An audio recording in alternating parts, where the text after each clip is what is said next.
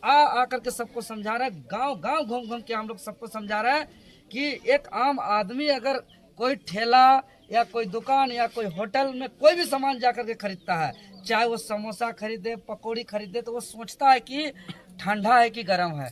कोई चप्पल का इतिहास गवाह है कि घाटशिला विधानसभा के लोग हमेशा संघर्ष के साथ रहते हैं। ये बिकने वाले लोग नहीं है, इतिहास गवाह है।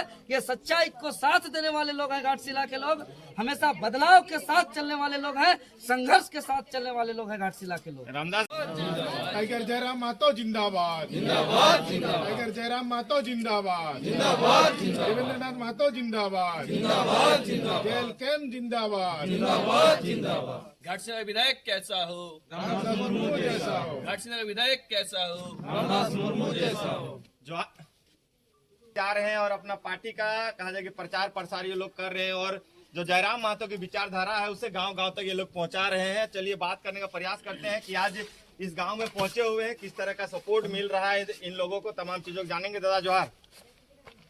आपको और आपके सभी दर्शकों को जोहार। क्या कहना चाहिएगा, आज काफी दूर चल के आए हुए हैं, एक ऐसे सुदूरवर्ती गांव में पहुंचे हैं जहां हमें नजर आ रहा है कि विकास इस गांव में शायद पहुंचा ही नहीं है। सिर्फ देखने को मिलता है, ना रास्ता है, ना ही घर यहाँ पे अच्छा है, ना किसी तरह का व्यवस्था हमें यहाँ देखने को मिल रहा है। जैसा कि मालूम है, घाटशिला उपचुनाव आगामी 11 नवंबर 2025 को होना है और जैसे जैसे तिथि नजदीक आ रही है, सभी पार्टियों का प्रचार प्रसार तेज होता जा रहा है। पूरा चुनावी बाजार गर्म होता जा रहा है। जेल कैम्प के तरफ से जो है कि हम लोग भी पूरी ताकत लगा दिए हैं और पिछले 4-5 दिनों से पूरा सुबह से लेकर रात तक गांव गांव अभियान चला रहे हैं, प्रचार प्रसार कर रहे हैं और बताने का प्रयास कर रहे हैं जेल कैम्प का विचारधारा को, टाइगर जयराम महतो जी का विचारधारा को और जो घाटशिला में स्थिति परिस्थिति है इसको दिखाने का। चूँकि अभी तक जितने सालों से जो है कि यहाँ के आम आवाम वोट दे रहे हैं, कहा जाए तो आज़ादी के बाद 1951-52 से लेकर अब तक लगातार जो वोट दे रहे हैं, जब जब वोट हुआ है अभी तक वोट इसी स्तर पे हुआ है कि पार्टी ऑफिस से तय हो रहा है कि किस गांव में कितना जनसंख्या है, किस जाति के लोग हैं, किस समाज के लोग हैं, किस धर्म के लोग हैं, कितना आबादी है, वहाँ कितना मुर्गा भिजवा दे, कितना दारू भिजवा दे, कितना पैसा रुपया भिजवा दे और जो है कि मेरा पक्ष में ज़्यादा से ज़्यादा वोट आएगा। तो हम लोग आ करके बताने का प्रयास कर रहे हैं, समझाने का प्रयास कर रहे हैं एक आम आदमी को, क्योंकि एक आम आदमी को वोट का ताकत का अधिकार जो है उसको जागरूकता से, उसको ज्ञान से उसको दूर रखा गया है। इसीलिए वो वोट किसको देना है, किसको कैसे आदमी को जनप्रतिनिधि बनना है वो सोच नहीं पाया है। जैसे कि कुआं का जो एक मेढक होता है, उस जो मेढक कुआं में जन्म होता है, जो मेढक कुआं में बड़ा होता है और जो मेढक कुआं में मरता है, उस मेढक को अगर पूछिएगा कुआं कितना बड़ा है तो वो कुआं से बड़ा दुनिया देखा नहीं है तो कुआं उतना बोलेगा। कोई उसको बताएगा कि समुंदर कुआं से बड़ा है तो वो मेढक विश्वास नहीं करेगा। वो मेढक उसको बोलेगा कि आप झूठ बोल रहे हैं, कुआं से बड़ा समुंदर हो नहीं सकता है, क्योंकि ये दुनिया कुआं जितना बड़ा है उतना ही बड़ा है और कुआं भी अपने जगह सही है, मेढक भी अपने जगह सही है, क्योंकि वो संपूर्ण जीवन वो कुआं में ही रहा है। तो उसी प्रकार एक आम जनता को अभी तक बताया ही नहीं है कि आपका वोट का अधिकार से आपका ब्लॉक ठीक हो सकता है, आपका स्कूल सुधर सकता है, आपका हॉस्पिटल सुधर सकता है, आपको रोजगार मिल सकता है, आपको जो है कि करप्शन दूर हो सकता है, यहाँ कानून का राज आ सकता है, डर भय खत्म हो सकता है। ये बताया ही नहीं है।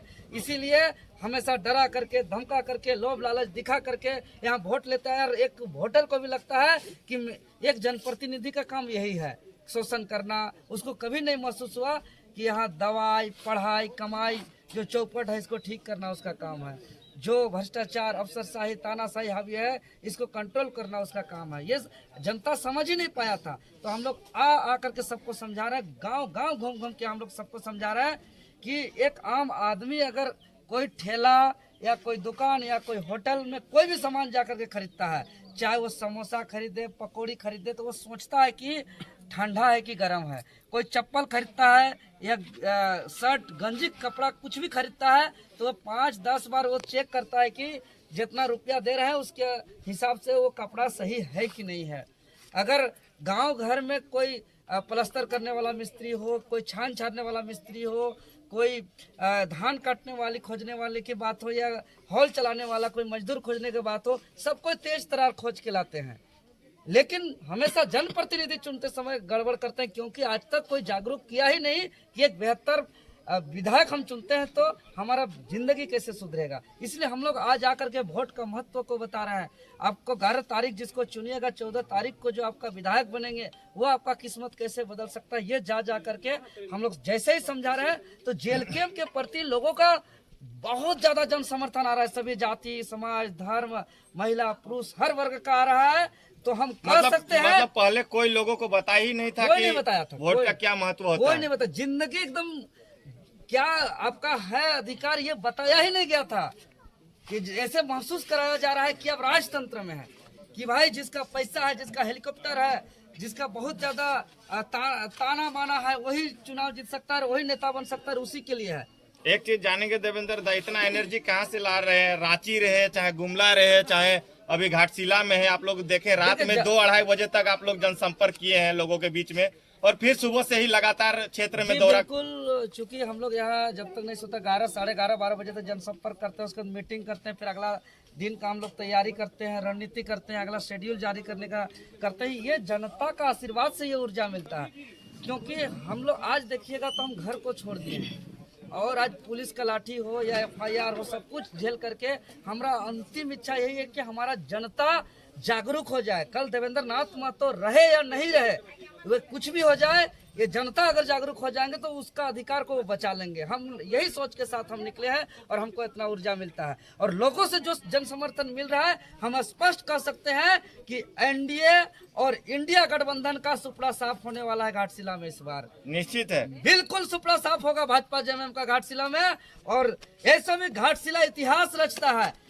आप देख रहे हैं अभी झारखंड नवनिर्माण का हम लोग लड़ाई लड़ रहे हैं। जब अलग झारखंड राज्य का जब लड़ाई लड़ा जा रहा था, जब आंदोलन हो रहा था, नौजवान इसी तरीके से गांव-गांव जाकर के जब संघर्ष कर रहे थे, तो सबसे पहले याद दिलाएंगे इतिहास को कि 1990 का चुनाव, जो इससे पहले 4-4 सालों तक लाल झंडा का परचम था यहाँ। लेकिन जब अलग झारखंड की बात आई, सभी लोग एकजुट हुए और उगता सूरज सूर्य सिंह बेसरा जो एक नौजवान थे, जो आंदोलन को नेतृत्व कर रहे थे, जो निर्दलीय प्रत्याशी के रूप में थे, जिसका बूथ में कमेटी नहीं था, जिसका जिला पंचायत प्रखंड में कमेटी नहीं था, और वो एक बहुमत से चुनाव जीते थे। और वो चुनाव जीतने के बाद झारखंड अलग राज्य के लिए 90 के बाद 1 साल बाद 91 में वो विधायक से रिजाइन भी किए थे।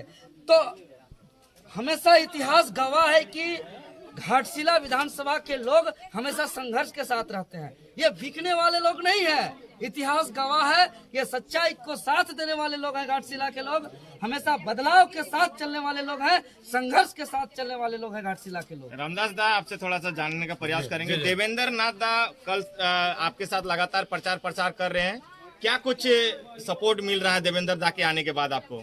जी, सबसे पहले तो सभी को जोहार। देवेंद्र दा के आने के बाद जो देवेंद्र दा का जो लोगों को समझाने का तरीका है, ये बहुत बेहतरीन तरीके से समझा रहे हैं। कई सारे एग्जाम्पल देके समझा रहे हैं, कभी पंछी का उदाहरण दे करके, तो कई सारा चीज़ों का काम करने का इशारा करके। तो ये जो इनका जो तरीका है जो समझाने का, इससे लोग काफ़ी प्रभावित हो रहे हैं और एक आसान भाषा में लोग समझ पा रहे हैं कि आज का परिप्रेक्ष्य में एक विधायक का कितना इम्पोर्टेंस है और एक विधायक क्या कर सकता है।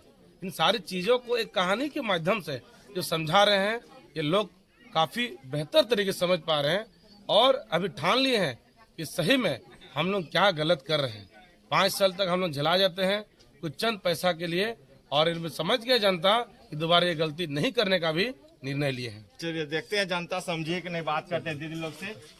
क्या कहिएगा दीदी, अभी आप लोग के बीच जो प्रत्याशी है जयराम महतो के पार्टी का, वो लोग आए हुए थे, साथ ही साथ कई नेता लोग यहाँ पहुंचे थे। वो लोग आप लोगों को कुछ समझा बुझा रहे थे, तो क्या इनकी बातें आपको समझ आ रही थी कि क्या ये लोग कह रहे थे? समझ में आ रहा है। तो क्या लगता है इस बार आप लोग बदलाव कीजिएगा? तो क्या बताया, कई नंबर में देना है वोट? 5 नंबर में। 5 नंबर में देना है। कौन छाप